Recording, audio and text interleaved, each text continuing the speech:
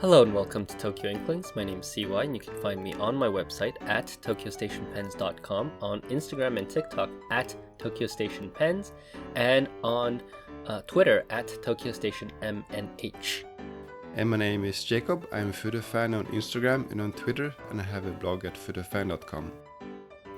And this is episode 65. Thank you so much for recording this with me on a bright, early Sunday morning.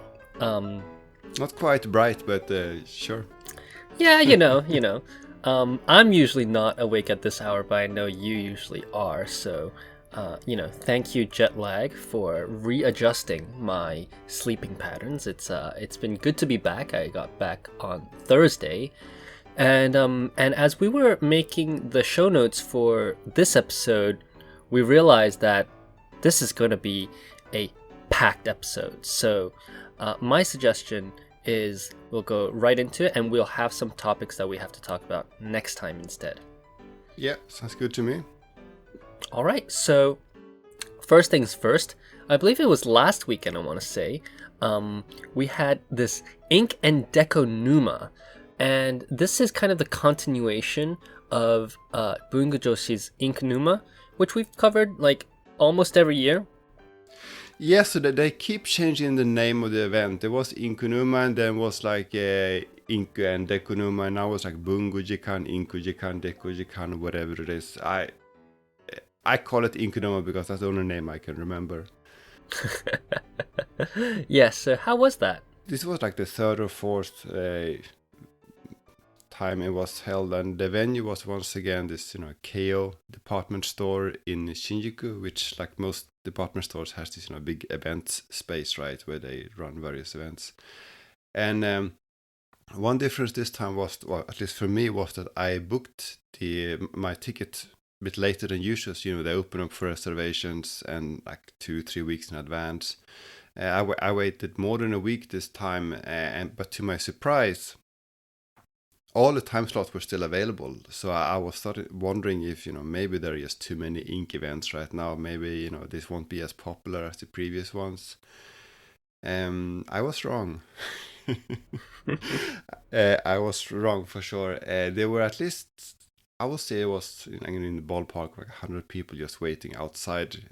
Sunday morning when I was there, even though it was like rainy morning, and even though it's just hard to find things in Shinjuku, I always get lost in Shinjuku. Even though I've lived in Shinjuku for like 2 years, I always get lost around Shinjuku Station. But that may be just a Jacob problem.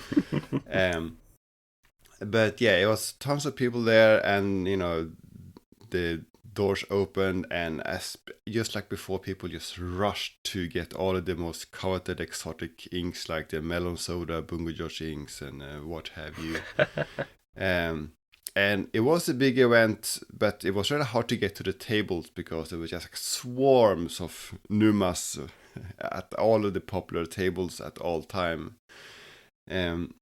One difference I would say this year, maybe to no one's surprise, but one difference compared to last year was that there were even fewer fountain pens this time, because last year I remember like Nagasawa was there and they had some like new pink fountain pen, whatever. I think Tag brought a few fountain pens.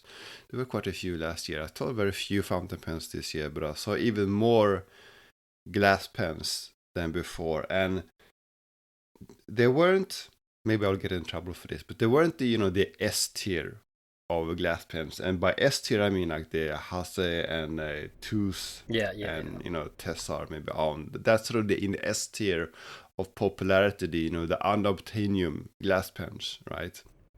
Yeah. Below that you have what I would consider the A tier of actually still very popular pens, but still obtainable pens like Iroka and Guri and Kokeshi and Paraglass, Glass Studio's Hand, whatever they're called. And most of those brands were actually available at this event, and they didn't get sold out in seconds. You could buy them, but it's just that you had to really like elbow your way to the tables because of these swarms of people there. And by the way, kind of a tangent, but related to that, I feel bad for Alessa, because she, as usual, being the YouTuber she is, she was trying to film the event, but Yeah, how did that work out? It was almost impossible. You couldn't film anything at the tables because there were so many people there. You just could film people's like backs and backpacks, and that's all you could see. So yeah, she was struggling. She did some paparazzi filming of me when I was talking to one of the vendors, but we'll see what comes out of that. Um, but anyway, I didn't buy any glass pens. I went straight to Sakai Technical Papers table because I had questions for them. And yes, so they had, last year, at this time last year, they introduced this Iruful paper, right? And at that time they only had this loose sheets paper, but this time they had the Iruful notebooks, so they were promoting that and they wanted you to buy that. So I asked questions about that, and I said, I tried this Iruful paper last year, and as far as I can tell, both the texture or the feedback, the way the ink look, the colors, it's very similar to Cosmo Air Light. So is it actually the same? I mean, doing the whole Gaijin smash thing, asking an uncomfortable question. Is this the same thing? um, the guy was all like flustered. He's like, "Oh, so you know about Cosmo Air Light, and we are not announcing what paper this is at this time." And he clearly didn't deny it. Yeah. He clearly knew what Cosmo Air Light was, and well, make out of that what you want. Let's say it's possible that it's Cosmo Air Light. we won't ever learn more about that from them, I think. But then, of course, they brought their the usual lineup of Tomo River notebooks, and they said they were almost running out of this. So this is the very last batch. We only have like a few notebooks left. So they said like this is your last chance to buy. Basically, that was sort of the whole pitch. So then I asked them, just like I've asked them last time, why did you never make any notebook with a number 9 paper? And the answer they gave me this time was actually pretty much the same as last time. It wasn't about how the ink performs, but it was how the paper feels. There's this one term they use called shitori. Yeah. The quality they like of the number 7 paper is shitori. Yeah.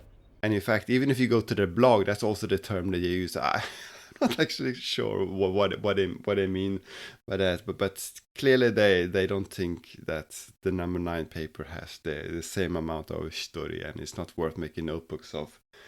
So then, of course, I had to ask, so what about the Sansen paper? You guys were announced that back in February, I think, that you're going to sell Sansen paper notebooks this year, and I don't see any Sansen paper here. And he really didn't have a straight answer to that. He said, "Well, we still have inventory," but then that was like 30 seconds after him saying that we're almost running out of notebooks now. So that was not a very strong argument. Yeah. But then he was mentioning that Sansen is both selling the new Sansen paper, and it's also selling the number 9 paper. He didn't say more than that, but I thought that was a hint. So I actually went back to recently. I looked back at some of the the email conversations I had with Tomogawa and Sansen back in November last year, and I remember the way Tomogawa described this upcoming transition from Tomogawa paper to Sansen paper. They use a specific word called running change, like a running changey. And I didn't pay too much attention to that back at the time, but I looked up that word, and it actually has a very specific meaning, especially used in the car industry. So running change apparently means that you have a product that you're selling on the market. It is in production, and you are making changes to that product. Without introducing a new model, without changing the product code. Right. You're meant to think that it is the same product, but it's actually changes are made while this product is being sold on the market. So I'm starting to think, going back to Sakai Technical Paper, that given their stance on the number 9 paper and given this running change, I wonder if they still cannot guarantee if they buy paper from Sansa, maybe they cannot actually guarantee that they will only get the new paper. Or either that, or maybe they have to buy both and they don't know what to do with the number 9 paper. I have a feeling that it has something to do with that. He was sort of hinting at it, but he wasn't really willing to, spell it out. So that's my theory, but it's just conjecture. There's no real evidence of it. Yes, I got a question. Sakai Technical is, I believe, one of the larger purchasers of Tomoe River. I think in terms of notebooks that are available in Tomoe River, outside of Hobonichi, really the only way you can get a Tomoe River notebook here in Japan is through Sakai Technical, right? And I think, correct me if I'm wrong, Jacob, I think that the initial introduction of Tomoe River as a writing paper was actually heavily involving Sakai Technical. Am I correct in that? So my understanding is that Tomoe River has been around for over 40 years, but only for the last less than 10 years. Sakai Technical's paper involvement has been between 5 and 10 years. So they started, if you went to Tomogawa's website a few years ago, there was this one section called on the Tomoe River product page, there was one Tomoe River for techos, and then there was this Tomoe River for fountain pens. But as far as I know, that was actually the same paper. It was just a marketing thing that they were sort of collaborating with Sakai Technical Paper on selling this as a fountain pen friendly notebook. So that's their involvement, I think. Right. So so I think the point here is that Tomoegawa, the parent company, specifically pointed out Sakai Technical as their collaborator. Yeah. And so that leads me to believe that they are heavy consumers of Tomoe River paper. Do you think that, given this, do you think that they would be able to work out some kind of a deal with Sanzen to specifically buy the Sanzen paper? I mean, given that you are a purchaser of that volume, I imagine that some leeway on the back end might be possible. You would think so, right? For the argument you're mentioning, and especially since Yamamoto Paper is selling Sansen, for example, right? So there's something that doesn't really add up here. Like the fact that Sansen has been making the paper since February or March, and since at least Yamamoto Paper is selling them, and they are selling Sansen loose sheets, right? So clearly they are able to get hold of it and selling it as Sansen. So there's something that doesn't add up here, but also the fact that Sakai chose not to use the number 9 paper. I wonder if that has anything to do with this. If that's made them, that changes the nature of their relation. I'm not sure. One more quick thing about this event that is not paper related. We can go back to the paper topic, but just one more thing that is not paper related. So we talked about these glass pens and how they were popular. One pen that was seemingly particularly popular and was introduced at the event was a new glass pen by Fonte. So you remember Fonte being this company that sells rebranded gin house, right? So they have gin house 992s with caps in various colors, and you can buy them almost anywhere now. They seem to be very, very successful. This time at this ink show, they had launched a new glass pen. So it is basically a Jinha 992. From the photos, it looks like just a Jinha 992, but instead of a fountain pen nib, you have a glass nib, or what I assume to be an acrylic nib, like a Moonman glass pen style acrylic nib. And it was sold for something like 800 yen, and a lot of people seem to be interested in that pen. There was a long line to that.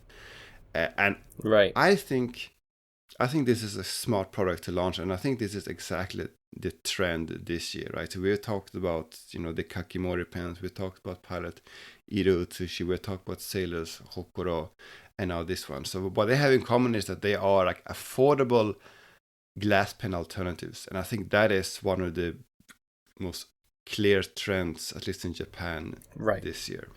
Yeah. So now I'm just waiting for Platinum to release a preppy glass pen. That would be a killer. Yeah, I mean, assuming that it works well, right? Because that's the thing. Like, a lot of people get these Sailor Prophet Juniors, and they're like, oh, it doesn't write well, so they're like turned off from fountain pens, or those cheapos, and even glass pens. I think a lot of them have those Italian glass pens or the Urban glass pens that don't really work, and they're like, oh, glass pens are not it, and then they try a Japanese one, and they're like, oh, glass pens are it. So I hope that it works well, and I recall the Moonman one. I think it works well enough, right? I remember comparing this Moonman glass nib to the Drillog when I wrote my Drillog post, and I found that the Moonman was better in just every possible way. Yeah. So back to this Tomoe River thing, which is kind of related to Tomoe River, but also a little bit of a next segment, is that I think last time we discussed that they were going to have an announcement on Tomoe River for Hobonichi, right? And in fact, they have made the announcement, and I'm just going to read that announcement out. It says, in 2021, production and sale of Hobonichi Techo's Tomoe River paper by Tomoegawa Company ended and was transferred to a company in Ishikawa Prefecture called Sanzen Paper Manufacturing Company. Tomoe River paper is the reason Hobonichi Techo is able to stay so portable despite its high page count, and after over 20 years, this ideal Techo paper will be enhanced with paper that's lighter at the same thickness and even more resistant to ink bleed, with adjustments that make the writing surface even more crisp.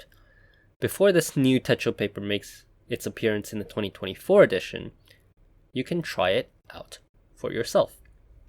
So what they've done is, with the Hobonichis, and I bought some yesterday, they've included a sample of the Sanzen Tomegawa paper. Now, I haven't tested this thoroughly, but from what I've done yesterday, it feels a little bit different from the Sanzen paper that I got from you, which I think you bought from Yamamoto Paper.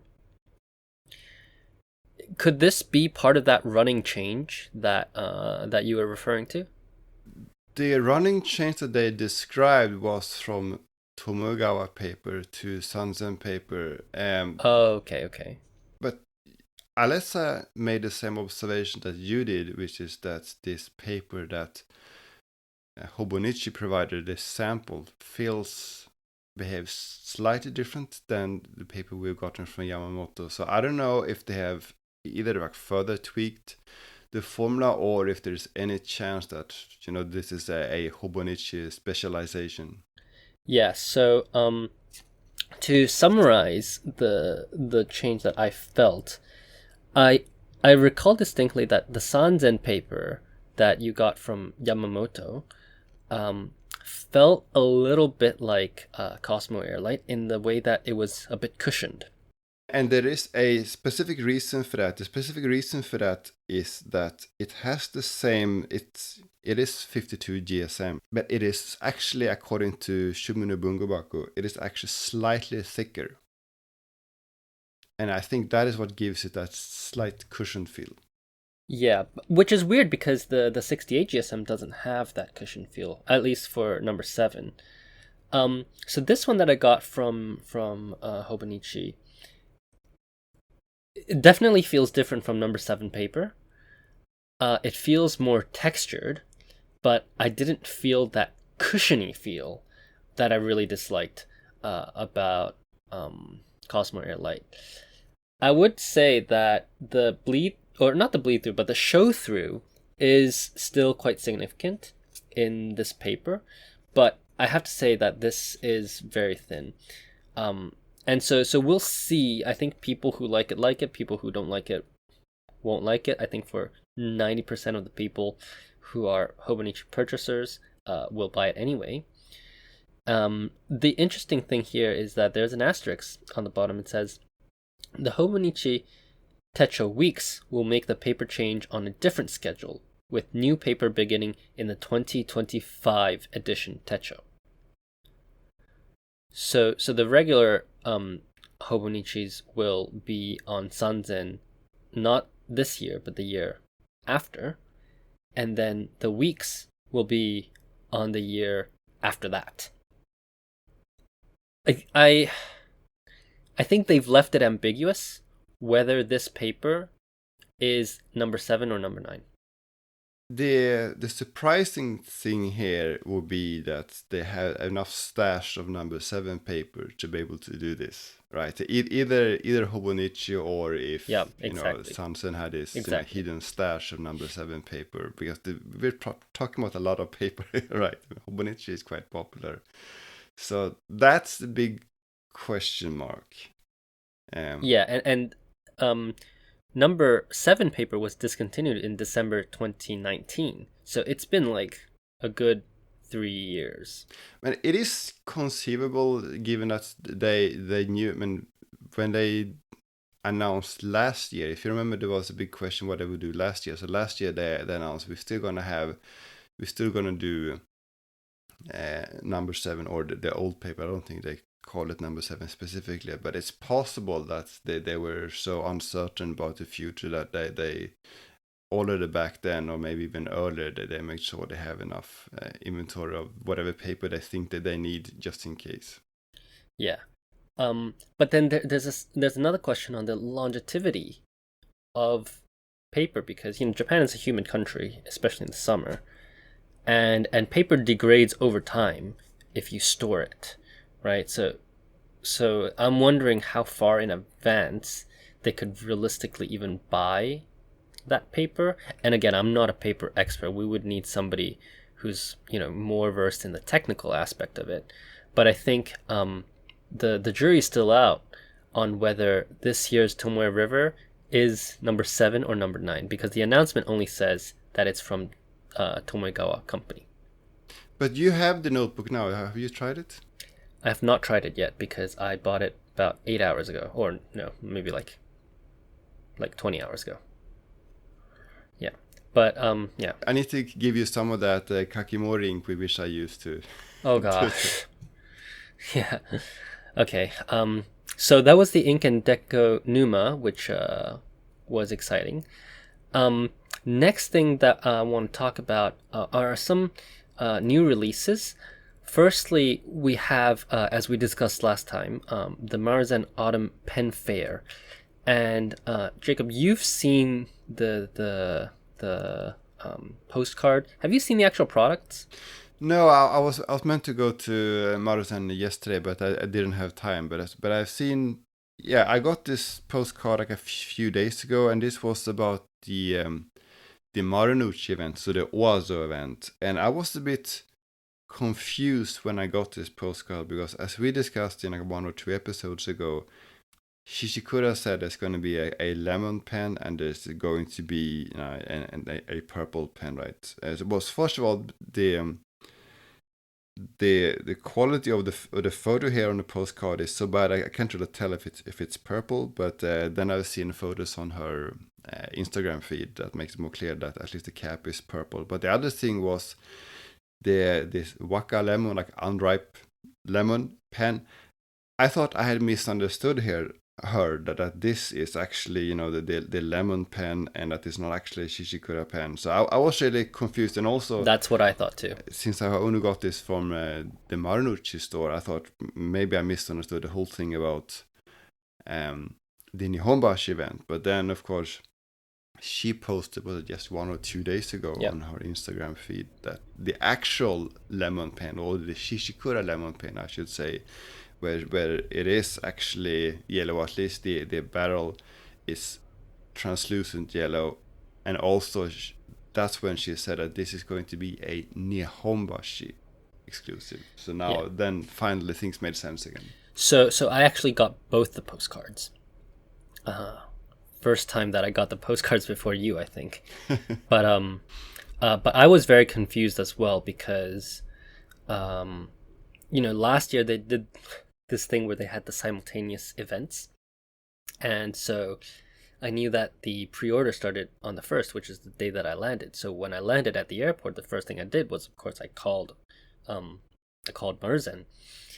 And I called Maruzen in Nihonbashi, so I was still in the airport, lugging all my luggage, trying to talk to them. I was trying to get through immigration and talking to them at the same time. And I said, I want to order this Natsuhanabi, which is the summer purple one. And she's like, oh, we don't know about that. And I said, well, what do you mean you don't know about that? And she said, oh, it's the Marunouchi store. And I didn't have the postcard right in front of me, so I had no idea what she was talking about. Because she then said, oh, maybe you're talking about the lemon pen. And I'm like, no, I don't want the lemon pen because Wakalemon is a slim size. I said, no, I don't want that. And I said, it's confusing that your postcard has the lemon and the Natsuhanabi together, and it doesn't say which store it is. Of course, it says it on the other side of the postcard, which I didn't have. So yeah, it was very confusing. And then when I got home, afterwards, I realized that there's another lemon pen. So after I made the call to Marunouchi, called them back. I'm like, okay, now I want to order the lemon pen. So I've got both on hold. Surprisingly, the rules were a little bit different between the two stores. And before we talk about the actual products, because you haven't received the postcard for the Nihonbashi one yet, so I don't think you know this. But the Maruzen in Marunouchi starts on September 7th to the 20th. The one in Nihonbashi starts on the 14th to the 20th. Yeah, that's what Shishikura told me too. Yeah. And so it's not actually simultaneous as they did it last year, because I think last year people, just went to both stores at the same time. But the Marunouchi one is a 2-week event. Yeah.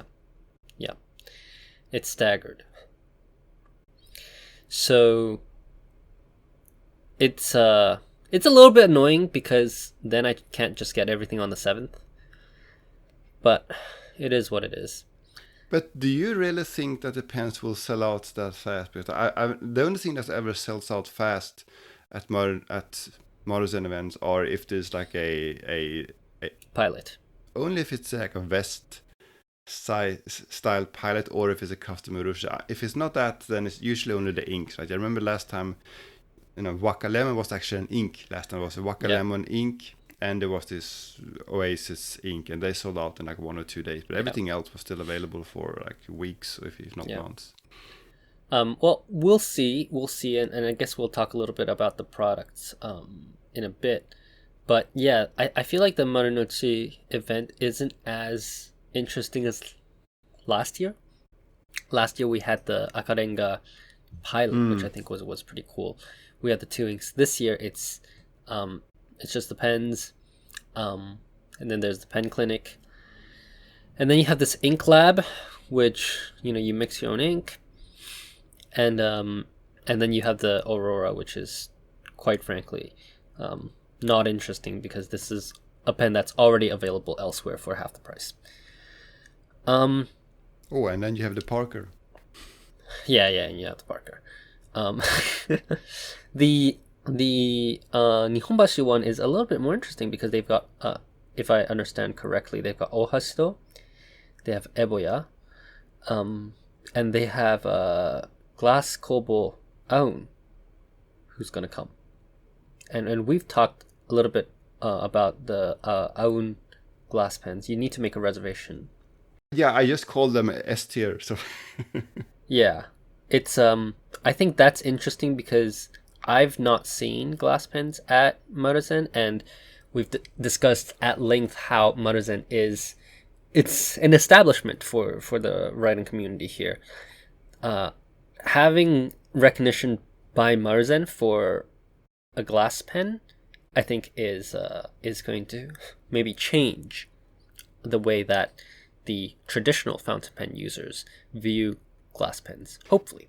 yeah, if I remember correctly, last year I think Kawanishi Glass and there were some glass pen makers at the Marunouchi store. But in general, I would say that the Marunouchi store seems a bit more Commercial, yeah. modern and like in tune with trends. Like so right now, if you go there, you can buy Kobayashi inks, you can buy all the latest inks, and they sell various. They have this like event space with some interesting products every once in a while. While the Nihonbashi store is very traditional. They you don't see anything too unusual there. Yep. All right. So on to the products themselves. I was personally, and I've not seen the actual thing, but I was personally a little bit disappointed by the products, also because the pictures were really bad.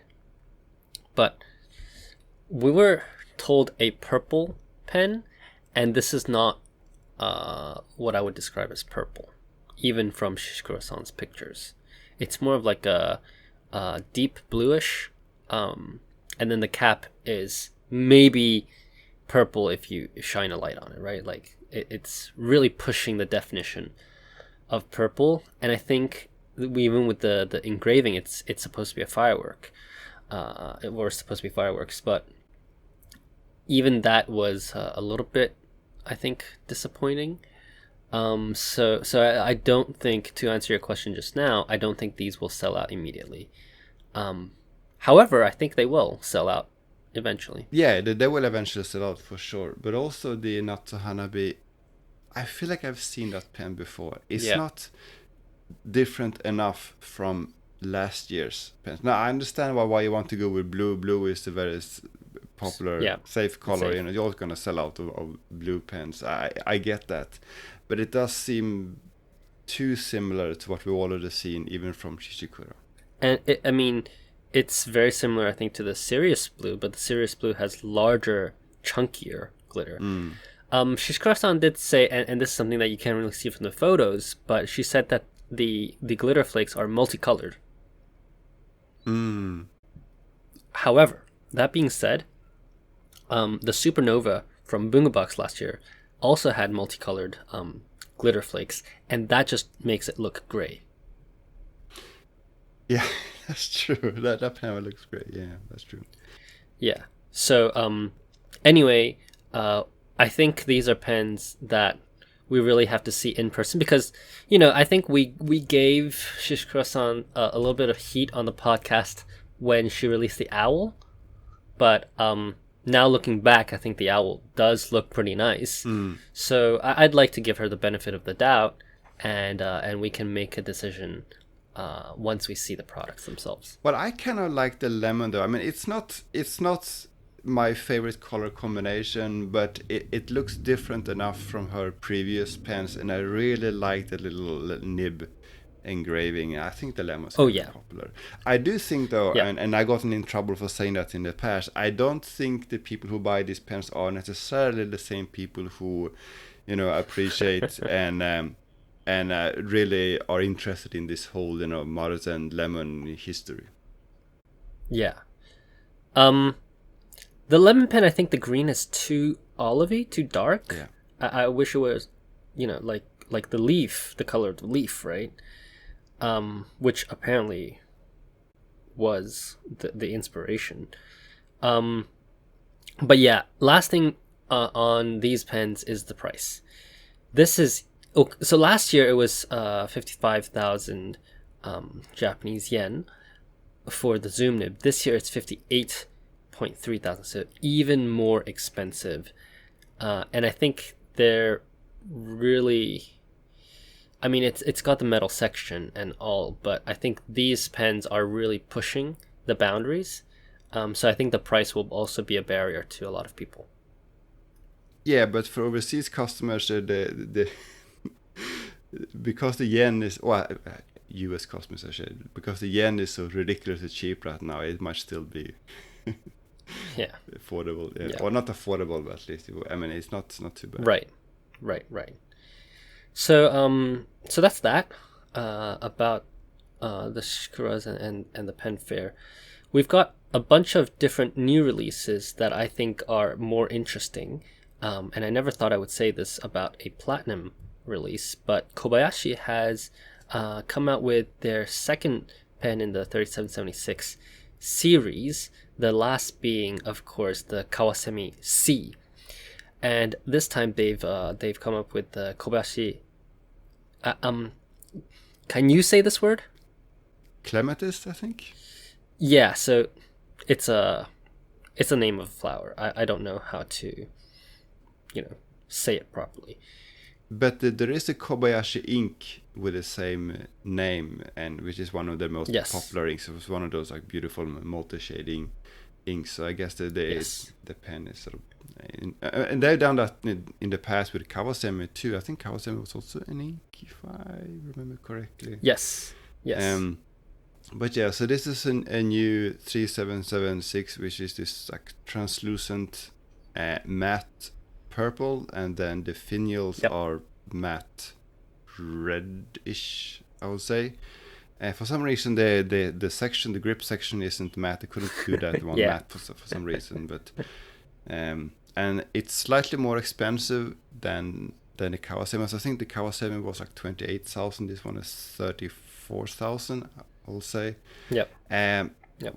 It's got rhodium trims, which I think looks very, very good on this pen. And then another thing that is interesting, a bit unusual, is that it's got not just laser engraved, but it's got a stamped nib. And it's a custom stamping. So I imagine this will be very popular. I wish they would make it easier to buy. I mean, I actually watched a short like Instagram live from Kobayashi yesterday, and where they introduced this pen, and they said we made 300 of them, and we hope we hope we're gonna be able to sell them out fast enough this year so we can make a new one next year. But I wish they would make it easier to buy them, because there are people, especially outside Japan, who would love to buy this pen, right? But come on, at least make an effort to allow people outside Japan to buy them. I mean, put them on online, even if it's just a White Rabbit, whatever. Put them on the online store. I mean, every once in a while they put this Kawasemi pen on the online shop, but there's like 3 pens, and then they sold out before you can even refresh the page, right? I mean, come on, you're not even trying. And I hope they'll bring some to Tips as well. I'd really like to see this in person too. I agree with you that there could probably be a better effort in actually selling the pens, because they're marketing it fine, but they just need to sell them. But yeah, I think this pen is this is a stunner, and we haven't seen a matte 3776 in quite a while. It's mostly Wagner, right? Wagner has had a few matte ones, but yeah, this is a bit unusual. So and the Nice. Ah, yeah, that's true. So yeah, this is a beautiful pen. I mean, it is more expensive than before, but it's less than, was it Shun, I think? I think this price is entirely reasonable for what it is. Yeah. The next pen is something that a lot of people already know, because this was brought to the to the SF Pen Show. Do you want to take credit for this pen? and she did take notes. I mean, she asked follow-up questions. I mean, there's this chance that we had something to do with it. Yeah, so to give everybody a bit of background, about 1 or 2 years ago, might even have been 2 years ago, we went to Bungujoshi together, and specifically we were asking about, how they make limited editions and why they only make it with Sailor. And for longtime listeners to the podcast, you'll remember that we said Sailors, you can make limited editions basically every year. But Pilot only allows you to do them on the very large anniversaries, so like 5, 10, 15, 20. Yeah. And so the discussion back then was that they had made a Pilot, Omotesando Blue. I believe it's an Omotesando Blue Pilot for their 5th anniversary. And they said, well, our 10th anniversary is coming up, so we want to, make a pen. And immediately, because I don't use converter pens, I said, make an 823. And she was like, really? Should we make the 823? I'm not so sure about that. And Jacob, you remember this conversation. There was a little bit of a back and forth about, which pen model we'd like to see. I think we even talked about the color. I think we even said that it should be like distinct enough from the standard 823 colors. Yep. And she's like, oh, okay, I'll think about it. I'll consider it. And, the standard Japanese stuff. And so I've actually seen this. I knew about this pen for quite a while. I've seen it like 2 months ago. This is a kind of tealish transparent body with a solid kind of sky blue finial end knob and section. And this will be the second ever custom or store exclusive 823. The first being Shosaikan's. When Shosaikan's came out, I think both thought it was too similar to the black. Yeah, it was a bit of a missed opportunity there. I mean, we were excited about the fact that they made one, and we liked the nib engraving, but when you looked at it, I remember when we went to Shosaikan, and the lighting is pretty dim in that store. And I thought they just gave me one of the standard black ones. I couldn't really tell. So the episode was the Mad Lads did it, if you were looking for that episode. But this particular 823 looks totally different. Completely, absolutely different from what they have. And they brought it to the SF show. I was lucky to see this pen even earlier, at least just in pictures. But then seeing the real thing at SF was pretty cool. They made 200. And I hope Kaoru-san is listening to this. I think that 200 is too conservative.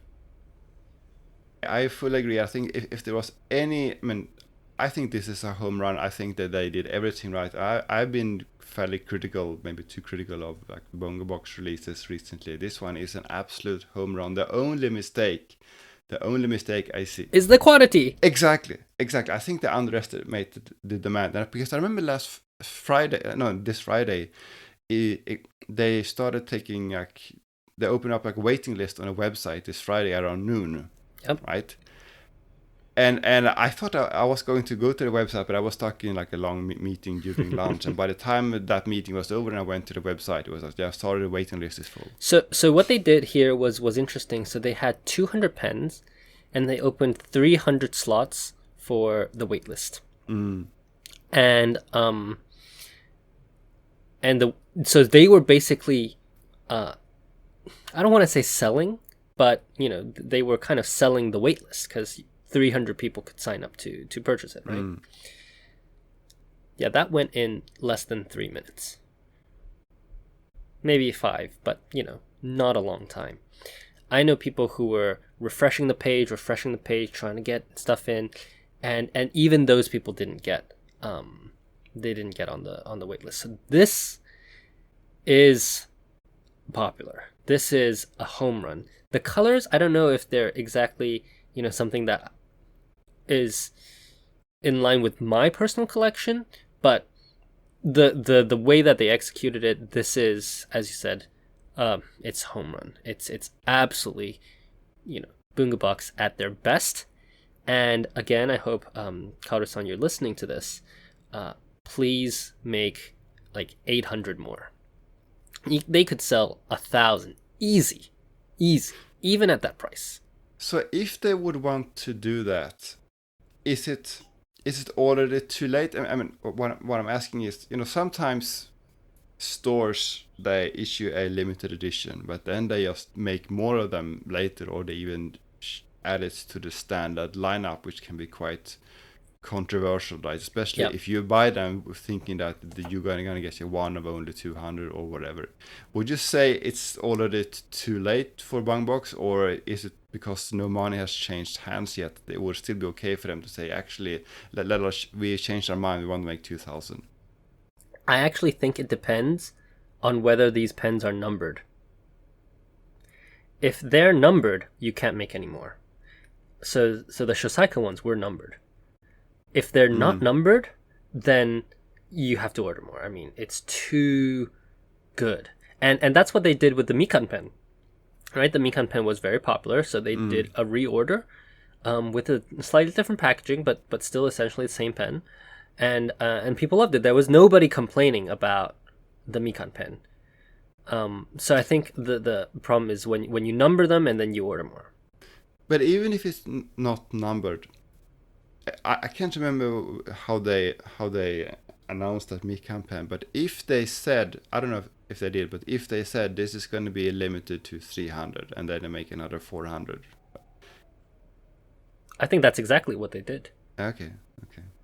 I don't recall exactly how many in the beginning, but I think there was like 400 in the beginning. And then they said, due to popular demand, we're going to bring it back, but we're going to, make slight changes to the packaging so that you'll know. So, for Bungubox, I'm looking at their Instagram on March 3rd. It says, おはようございます。おかげさまで大好評で完売しました。blah, blah, blah, blah. And then they said, 現在ウェイティングリストのご登録を受付中です。So they basically announced that they were going to reorder, and that reorder would come in like 3 months. And I think that's smart. Yeah, and I think they've done that in the past too. What was like sweet pink, purple? No, sweet whatever. There's a pink purplish pen that was like super popular, and then I think they waited like a few years, which was probably a long time. But what they did was that they made like a version 2 of the design. They made some tweaks, and now so if you do that, then even if it's numbered, you can say, well, this is not the same pen. This is another iteration of it. Yeah, I think that's okay. Yeah, and I'm just reading this. It says again back in February. It says, そしてご希望のお客さんもたくさんいらっしゃることを blah blah blah 追加生産することになりました。And then they said, 初回同様120本です. So they said, basically in English, they said, because of the requests of many customers, we've decided to increase the production, and we'll have, the same as the first run, which was 120 pens. So they did 120, they sold out almost instantly, and then they said, okay, we'll make 120 more. The question is, will Pilot let them? Exactly. That was what I was thinking too. This is Pilot, not Sailor. Because I think Pilot, going back to how we started this conversation, I think Pilot sees this as a favor to loyal to good retailers. Yep. So this would be doing them another favor rather than making money on a product. Yeah. Which, though, to be honest, right, this is not a difficult pen for Pilot to make. It's just injection molding the colors, which they've already done, the laser engraving, which they already have the data files for. They just need to, punch in the numbers. Yeah, but if we're saying that they should also tweak the design a bit, that would add to the cost, right? If they have to tweak the design, I agree that it will have to add to the cost. However, given that so many people wanted this pen, I don't think there will be complaints about a reorder. And I think especially if they reorder now. Do you know if these 200 or 300 or whatever it is, if the pens have already been manufactured? If not, can they go back now and say that, hey, don't make 200, make 300 and just change, whatever numbering we were supposed to do? Yeah. Kaoru-san brought a prototype. I was too busy at SF, and I'll talk a little bit about that later. But it didn't, if I recall correctly, it didn't seem like it was numbered. And maybe it might have been because she wasn't sure the popularity, so she deliberately didn't have it numbered. That could be a possibility too. Yeah. Okay. So yay. We indirectly made a pen, maybe. No, it's cool, as you said, when retailers do take feedback, and we're obviously very lucky to be in the position where we're able to give direct face-to-face feedback to such important retailers such as Bungubox. Yep. All right. Now we're gonna. Can we talk about this Wajima Bijou pen? Because you'll remember that last year Sailor released on their own after the Bungubox. I think it was called 8B for their 8th anniversary. They released this 8B, this rib pen with lacquer inside, and then the next year, Sailor then released a pen that was very similar but without the ribbing. It was like a smooth lacquer pen, and they released this Wajima Bijou pen. What I remember was that we thought, this is sort of a trope at this point, but we thought that I thought that the Bungubox pen was very expensive. Yeah. It turns out it was quite affordable compared to Sailor's own release. Yeah. So it was like more than $1,000. I don't exactly remember which one. So my impression of this pen was that it wasn't very popular. Because I didn't really see this on social media.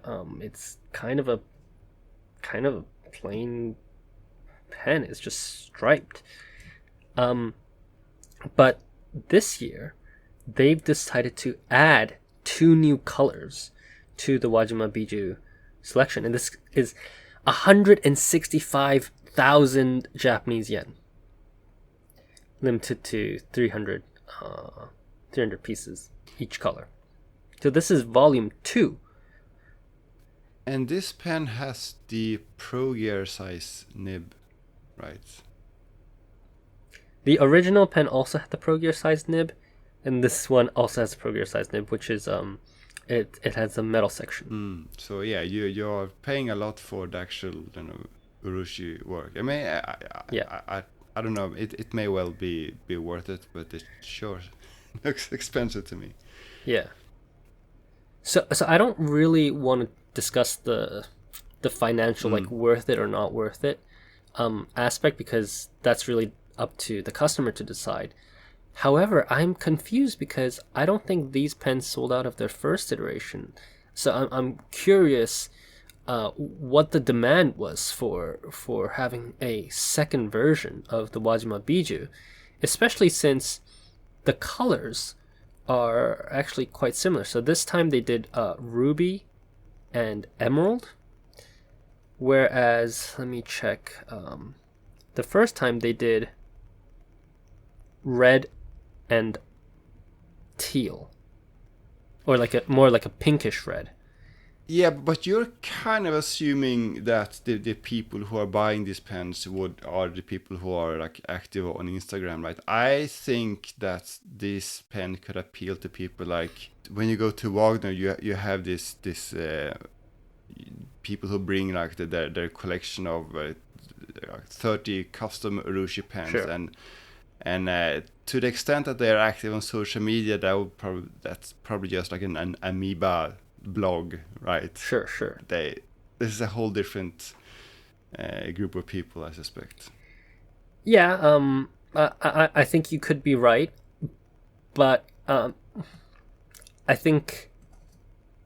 wonder if this should have been something of a bespoke edition, like something that they've been doing with Ancora, or if it should be a release of 300. Because there are more of this pen than the Bungubox 823. Yeah, but yeah, sure.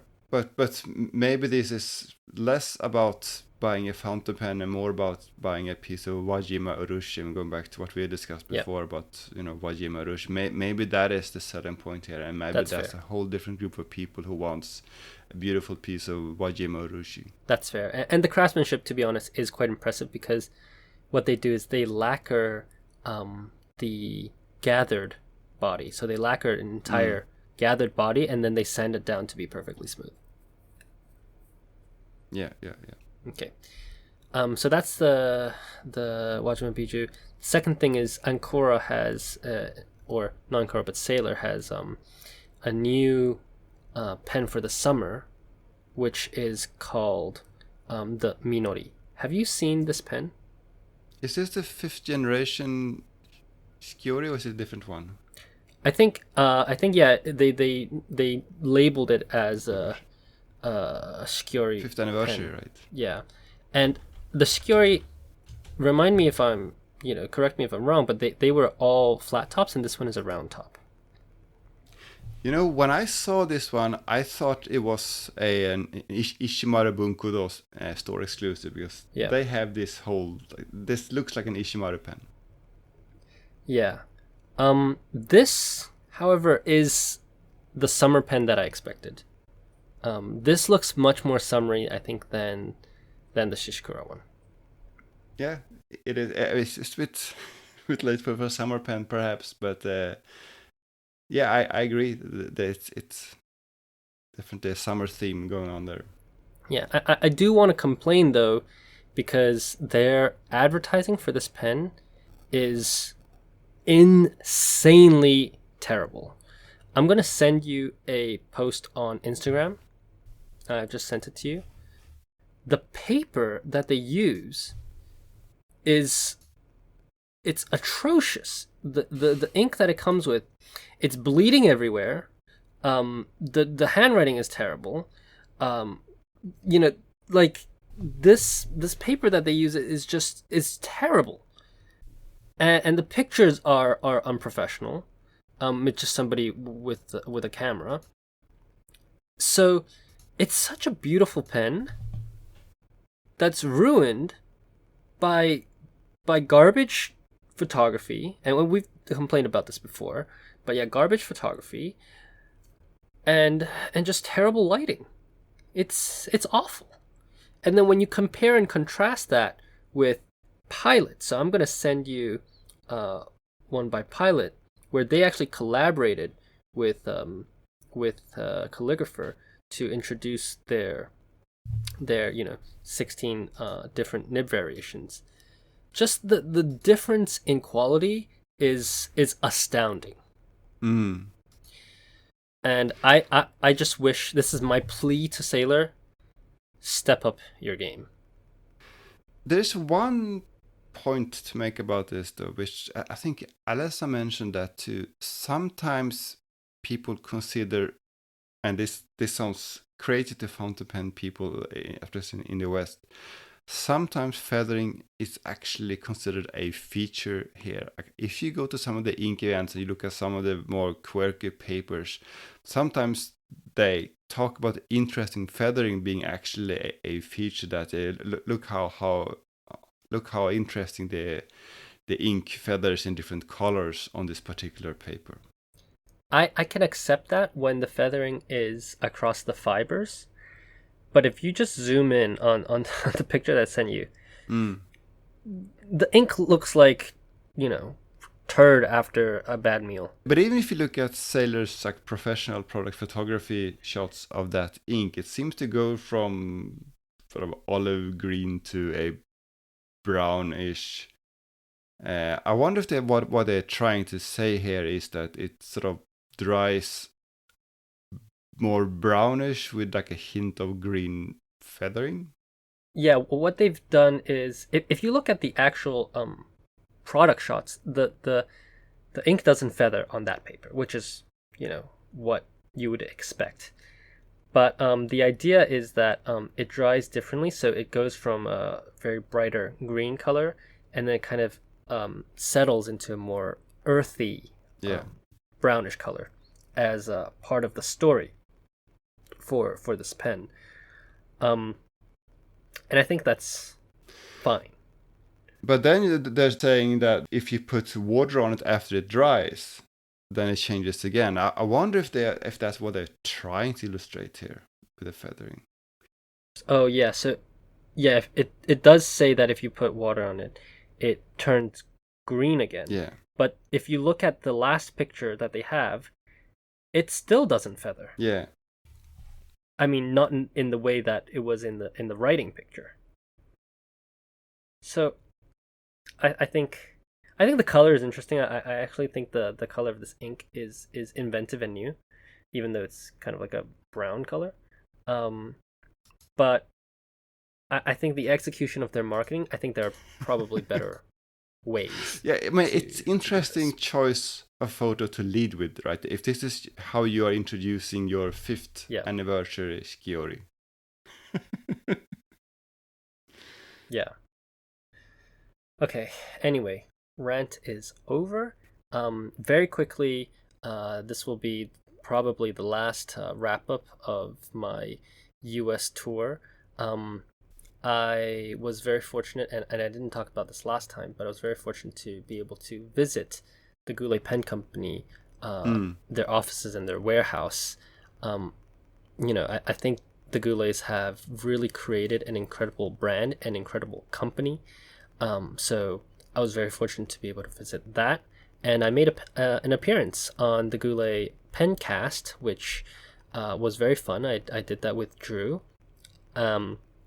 and I will be on again, I believe, this week. So whatever the next episode is, I should be on there to talk about the how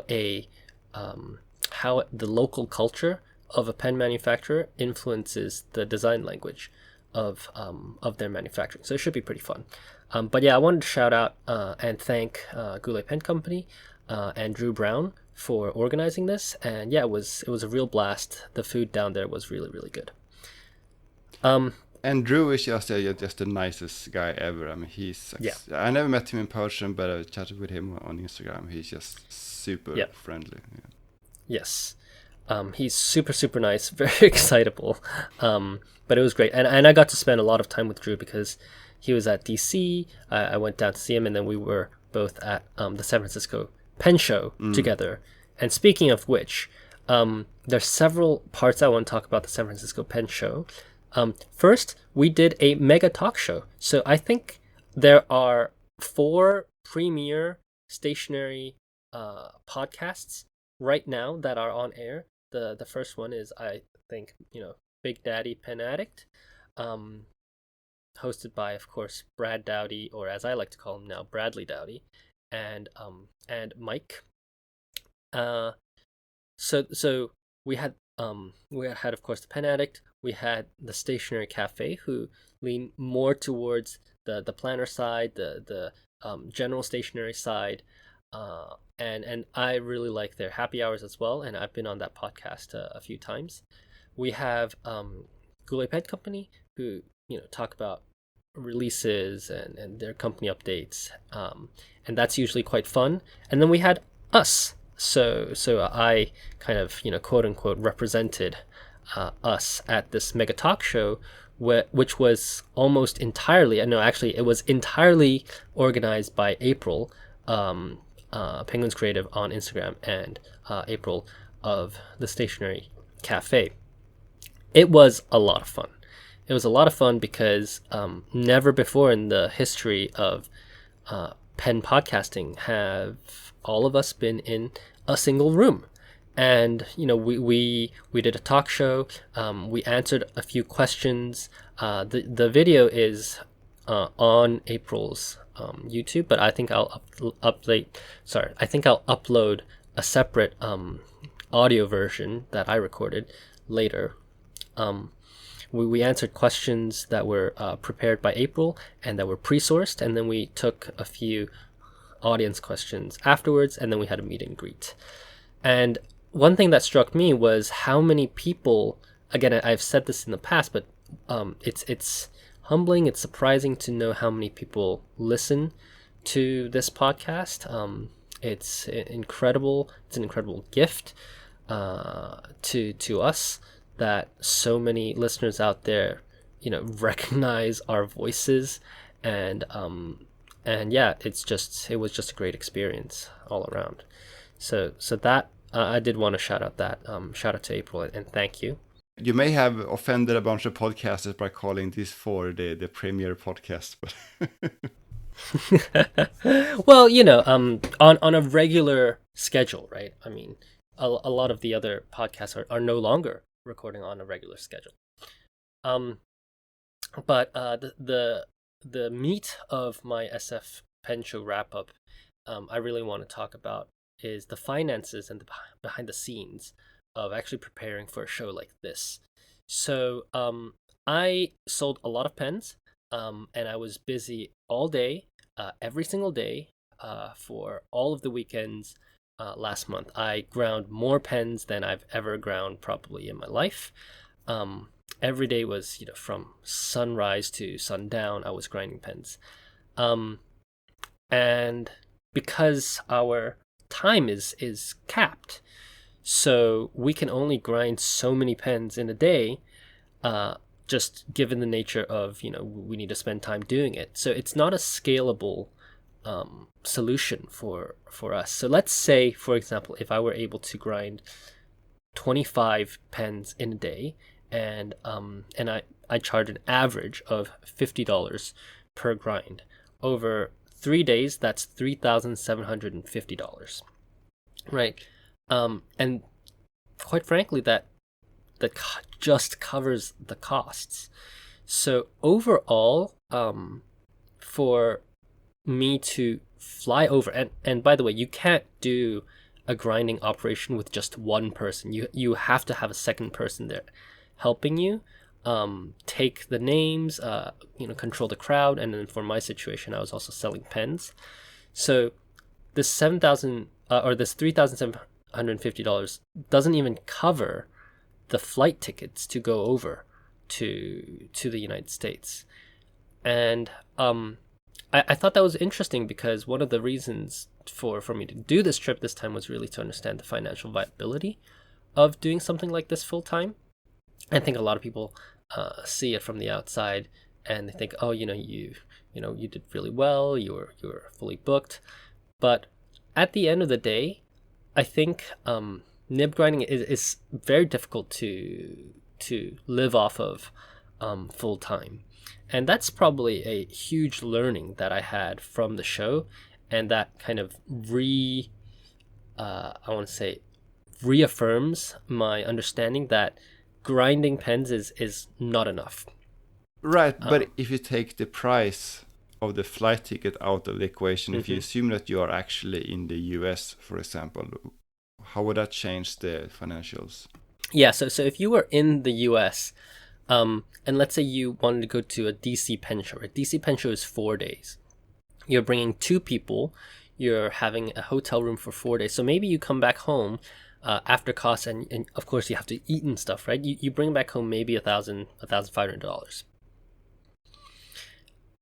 For grinders, I think like full-time grinders like Mark Bacchus, Gina, people who have, or Mike Masayama, people who have really full queues, it's probably workable, and you probably make a decent amount of money. But for somebody who maybe isn't getting consistent work, or if you don't have a work queue that's like several months long, I think it's almost untenable. Like you wouldn't be going to a show to make money. It would be more of a marketing expense, in my opinion. So that was quite interesting, and I think not a lot of people really understand that. So we had 10 grinders at DC, 7 grinders at SF. Some were full-time, some were not. But yeah, a lot of these people who, especially the part-timers, They go and of course they do good work, but it doesn't make nearly as much money as people think.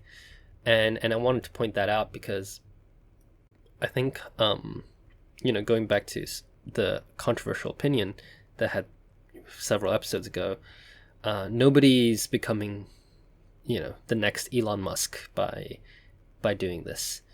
And I think, for my next step in this kind of industry and this business, if I were to go full time, would be to come out with my own product so that I can make a proper margin on top of that, in order to make it sustainable. So that was quite interesting. But you still haven't changed your mind about,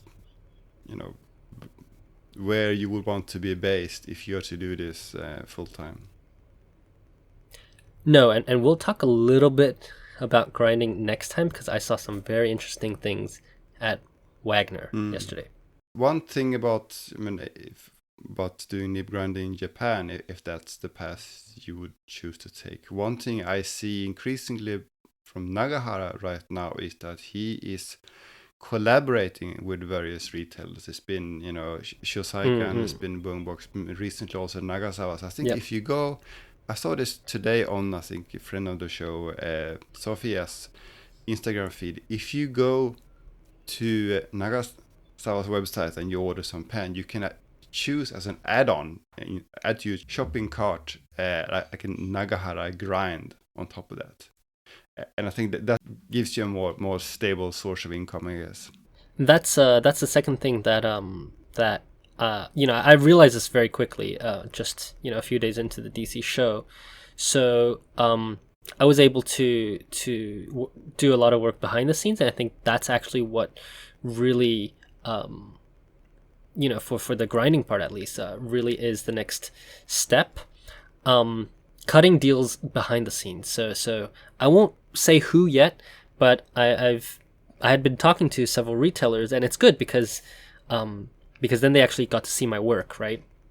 I've been talking to several retailers, several brands, to carry, in particular, my stack nibs. So we're just doing small order now, orders of 10 for each, but this will be a good way to then introduce a wider audience to something that we're doing. And I think that's extremely important to the health of an independent nib worker. I mean, basically you're like a freelancer, right? And having those stable contracts, but agreements, right? It's very important for the financial sustainability of that. However, Nagahara's prices are very high. They're actually double what the industry standard is, and that allows him to that directly allows him to work with companies like Nagasawa, because then he can take a hit on his own margins and still be profitable.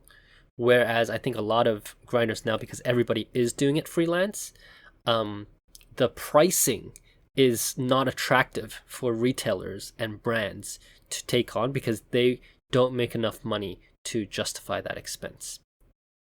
Yeah, that makes sense. I mean, he's obviously not your average nib grinder.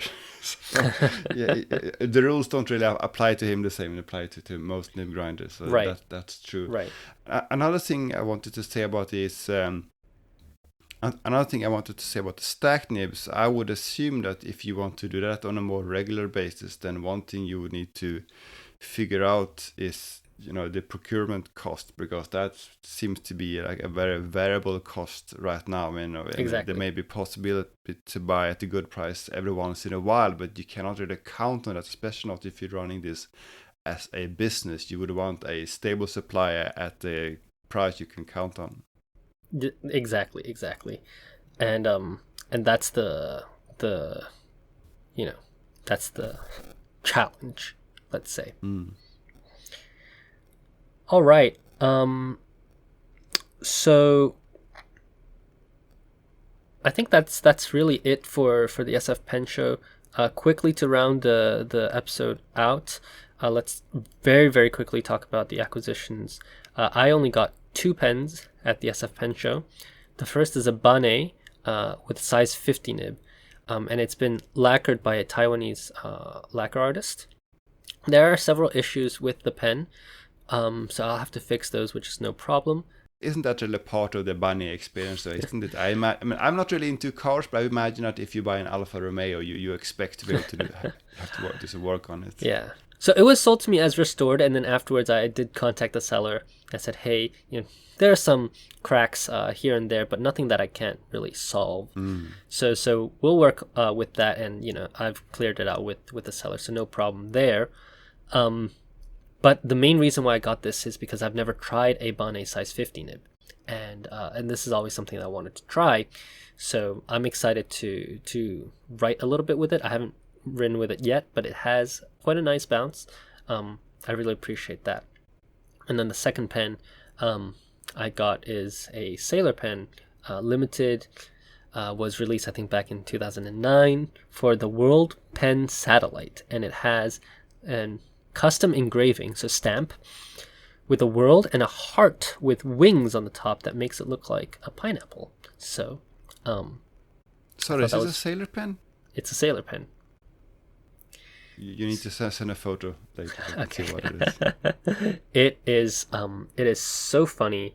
I really enjoyed this pen, and I'll send you the photo right now on Instagram. But it's such a cool pen that the color is really pretty, and yeah, just all around, I think a funny pen that I was able to get. Yeah, I mean the body looks somewhat unremarkable, but the nib looks unusual for sure. Yeah. So that's that. That's what I got, I'm aware that you were the recipient of a few nibs. Yeah, so a common acquaintance, you might know who it is from Taiwan, recently started working at Cypress, or formerly Mr. Cypress, and apparently this Cypress company is now they have all kinds of plans for their nibs in the future, some of which they have announced, some of which they have not announced yet, but the first step is for them to do their own nib grinds, so they're going to start offering like Chinese calligraphy style nibs, naginata-ish. Obviously they can't call it naginata and they haven't even decided what to call them yet, but this is going to be this calligraphy style nib. So they sent me some prototypes and I'll try them out. The one that is my favorite so far is like a fat nag, so you don't have this like sharp architect like grind. It's more almost like a zoom like, so you don't get this quite the same brush like effect, but it's a happy medium. So I've been enjoying that. So, and this is sort of part of a bigger trend I think we've seen, and we talked about it both last year and this year, how more and more of these pen makers, especially in this part of the world, are experimenting with not just aftermarket calligraphy grind, but actually like factory calligraphy grinds. I think this is a very exciting trend, and I'm hoping to see more of that from more pen makers. Yeah, and I know I said that I wouldn't be talking about the SF Pen Show anymore, but one of the interesting things, kind of related to what you're saying, is that I got the opportunity to meet the creative director of Plotter, Takayuki Saito-san, and he obviously, or I don't know if it's obvious, but he didn't know anything about these nib grinds, right? And so he came over to my table and we had a good chat. He tried out some of my pens. I might be going to visit him at his office sometime, hopefully in the near future. But I think the introduction of these factory grinds, or these custom special grinds, and I think Esterbrook is doing something like this as well. They're hand ground, right? So they're not done by a machine, but something that you're able to buy off the shelf, I think would do a lot to really educate the market, especially here, about custom grinds, about different types of grinds, and we'll talk a little bit more about grinding next episode. So stay tuned. Yeah, sounds good. Yep. All right. And I believe that's it. We've gone over time. by quite a lot. Yeah, and just like at the end of the last episode, I'm starving. This time I need some breakfast. All right. So Jacob, thank you so much. Um, I'll let you go. For the listeners, thank you so much for bearing with us for almost 80 minutes. This is obviously longer than usual, but I think we had a lot of good content here. If you like the podcast, please tell a friend. Please spread the word. We're still growing, and we'd like to continue to grow because we really just want to have this information out to a lot of the English-speaking audience who might not, have the opportunity to be here and ask those questions directly. So, yeah, please spread the word. Please help us grow the podcast. Your support is tremendous. And again, thank you so much for everybody who came over and said hi at the various pen shows and at the various events in the U.S. Really, really appreciate that. But for now, we're gonna sign off. Thank you so much. This has been episode 65. My name is CY. You can find me on my website at tokyostationpens.com, on Instagram and TikTok at Tokyo Station Pens, and on Twitter at Tokyo Station MNH. And my name is Jacob. I'm a foodafan on Instagram and on Twitter, and I have a blog at foodafan.com. Thank you. Bye-bye. Bye-bye.